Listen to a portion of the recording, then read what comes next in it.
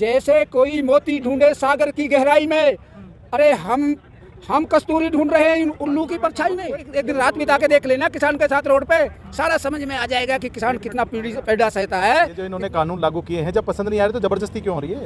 क्यों जबरदस्ती है? जो भरा नहीं है भावों से बहती जिसमें रसधार नहीं, जो भरा नहीं है भावों से बहती जिसमें रसधार नहीं, वो हृदय नहीं है पत्थर है जिसमें देश के किसान के लिए प्यार। क्योंकि हमारी भाषा में बोलते हैं कि गधा के नूण देर गधा के मेरी औखन न फोड़े।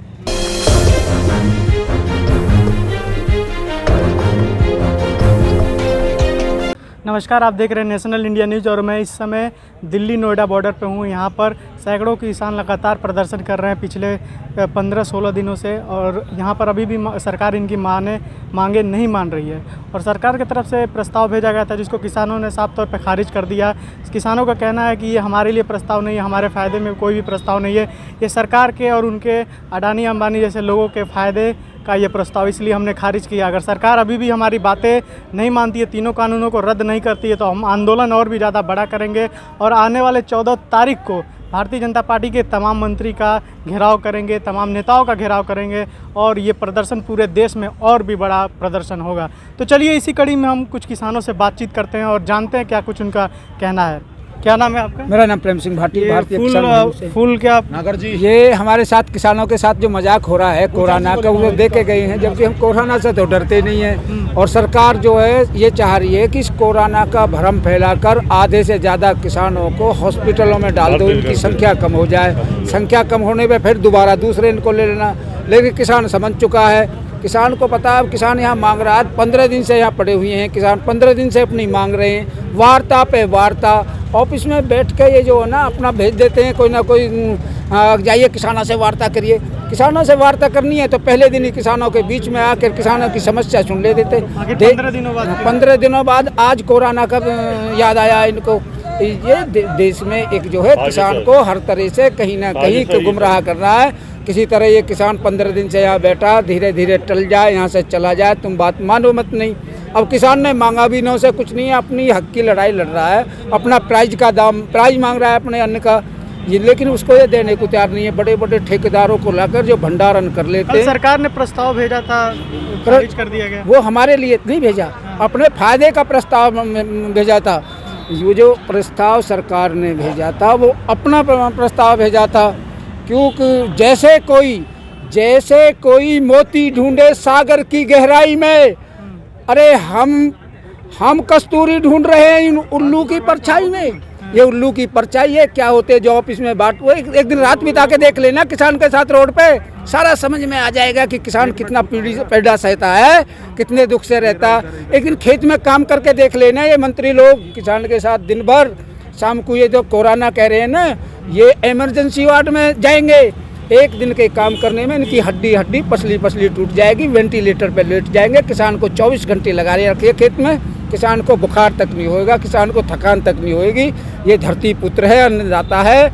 ये जो बोलते हैं ना भारत माता की जय, भारत माता की जय, भारत माता का ही बेटा है किसान, जो अन्नदाता है वो भारत इसकी भी जय बोलने में। मन की बात 400 बार हमारे प्रधानमंत्री टीवी चैनल पर, रेडियो पे कर चुके हैं, लेकिन आपकी मन की बात क्यों नहीं? आज ये किसान के मन की बात सुन ले, किसान के मन की भी, जो अन्नदाता उसके मन की भी बात सुन ले। उनको फुर्सत ही नहीं है, 15 दिन से जो है नंगा किसान सड़क पे पड़ा है, उसके मन की बात नहीं सुन रहे हैं। अरे प्रजातंत्र है ये, जो प्रजातंत्र है इसमें सबको अधिकार है जंतर मंतर जाने का, प्रदर्शन करने का, अपने हक की बात करने का। लेकिन तानाशाही इतनी बढ़ गई है, जो तालिबान हुक्म यहाँ पे सरकार ने लगाए हैं, किसान को यहाँ रोक दिया, जंतर मंतर नहीं जाने दिया। ऐसी क्या जरूरत है? जो देश में कानून बन गया, उस कानून के सामने लाठीचार्ज हो, उस कानून के सामने पानी की बौछारें हो, उस कानून के सामने गोलियों की बौछारें हो। जंतर मंतर को ये पूरा विश्व जानता है कि जंतर मंतर इसलिए एक ऐसी सुरक्षित जगह है जिसमें कोई किसान भी, कारोबारी भी, उद्योगपति भी, अगर किसी का उत्पीड़न होता है इस देश में तो वो जंतर मंतर पर बैठ सकता है। और किसान के लिए तो काला कानून लाए हैं ये, तो उसको जंतर मंतर पे क्यों नहीं जाने दिया, क्यों लाठीचार्ज करी? सब समझ गए हैं कि ये जो है किसान को दबा के, लाठी से मार के, रात को सड़क पर लुटा कर काला कानून उनके सर पर थोपना चाहता है। हमारी 90 साल की माताएं आज खेत में जंगलों में जाकर जो आवारा पशुओं से रखवाल करती है, 90 साल की माँ खेत में जाती है रात को, उसका बेटा यहाँ पड़ा, लेकिन माँ ने भी एक संकल्प ले लिया है, बेटा जब घर आओ तो आने वाली नस्ल के लिए काला कानून लेकर हमारे यहाँ लौटना मत, नहीं वरना जो है अगर 2 साल 4 साल आपको लौटना पड़ जाए सड़क पे, बेटा लेटे रही हैं, खेत पे भी तो लेटते थे, बहुत बढ़िया कहते खेत पे भी तो लेटते थे, तो जो माँ का आदेश है उसका पालन करेंगे, ये कानून को वापस नहीं लेंगे, हम सड़क पर लेटेंगे और अपना प्रदर्शन ऐसे ही जारी रखेंगे। बिल्कुल आप ठीक कर रहे हैं। जो किसान खेतों में काम करता है, चोट लग जाती है तो उस मिट्टी से अपने जख्मों पर मरहम का काम करा देता है, लेकिन खेत छोड़कर वो घर भी नहीं जाता जब तक काम पूरा न। अगर वो खेत खनियार घर छोड़कर अगर दिल्ली आया तो कोई ज़रूर बड़ी वजह होगी। तो क्या नाम है आपका? मेरा नाम विकास गुर्जर है, मैं भारतीय किसान यूनियन भानु का प्रदेश उपाध्यक्ष हूं, युवा मोर्चा का। ये जिस तरीके से कल प्रस्ताव भेजा गया मोदी सरकार की तरफ से, लेकिन किसानों ने खारिज कर दिया, ये कहा गया तो उन्हीं के फायदे का प्रस्ताव है, उसके बाद सरकार अभी भी मान नहीं रही है, तो अगला कदम क्या होगा आप लोगों का? क्योंकि काफ़ी दिनों से आप लोग प्रदर्शन यहाँ पे कर रहे हैं। इन्होंने लगातार, अगला कदम हमारा तो यही है, बिल्कुल शांति स्वरूप से हम बैठे हुए हैं। हम तो दिल्ली जा रहे थे, इन्होंने रास्ता रोक दिया, हम वहाँ बैठ गए शांति से। अगर ये आगे भी ऐसा करते रहेंगे तो हम भी ऐसा ही करते रहेंगे। अगला कानून क्या है? अगर ये किसानों को ये जो MSP है, ये जो इन्होंने कानून लागू किए हैं, जब पसंद नहीं आ रही तो ज़बरदस्ती क्यों हो रही है? क्यों ज़बरदस्ती है?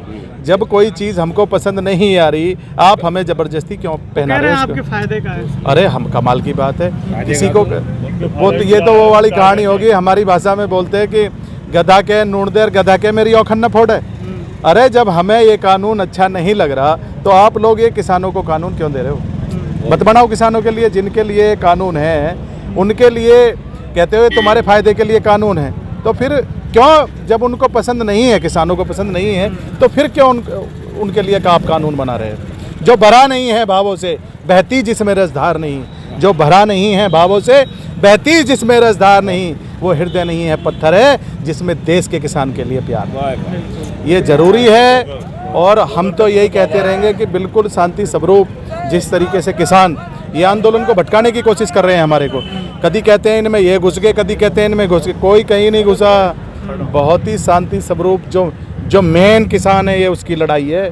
आप इसको कितना भी भटका लें, कितना भी दिशा निर्देश के लें, क्योंकि दिक्कत ये होती है कि जब एक हवा चला देते हैं ना कि आंदोलन में ये हो रहा है वो हो रहा है, दुनिया भर की चीज़ों से कोई मतलब नहीं। जो किसान यहाँ बैठा हुआ है वो पुश्तैनी किसान है, हर किसान के पास ज़मीन है, उसे पता है आलू का भाव क्या है, उसे पता है गन्ने का भाव क्या है, उसे पता है धान का भाव क्या है, उसे पता है गेहूं का भाव क्या है, सब्जी का। जब आप गेहूं यहाँ से गेहूं लेते हो आप 12 रुपये किलो, मॉल में आप लोग जाके देखो एक टैग लगी होती है कि 45 रुपये किलो, 45 रुपये किलो गेहूँ, उसकी जाति का भी नहीं पता कौन सी जाति का गेहूँ है। अरे यहाँ आप देखो इतना बढ़िया मोटा गेहूँ, आप गेहूँ भी ऐसा होता है चने की तरह कि आप चना खा रहे हो, ऐसी हालत। तो हम इन लोगों को सद्बुद्धि भी, भगवान से प्रार्थना भी करते हैं कि इन लोगों को सद्बुद्धि दे कि जो इस पेट भरता है इस देश का 70% जिसकी आबादी है, उनके लिए आप ऐसा गलत कानून ना बनाएं, शांति से इस स्वभाव को माने और अपने कार्य को करें। अपने सहयोगी सादान खान के साथ मैं पारितोष मल, नेशनल इंडिया न्यूज़ दिल्ली। नमस्कार, मैं हूं सद्दाम करीमी। अगर आपको हमारा ये वीडियो पसंद आया हो तो लाइक करें, शेयर करें और हाँ, हमारे चैनल को सब्सक्राइब और फॉलो करना ना भूलें ताकि देश, दुनिया और बहुजनों से जुड़ी खबर मिस ना करें। नमस्कार।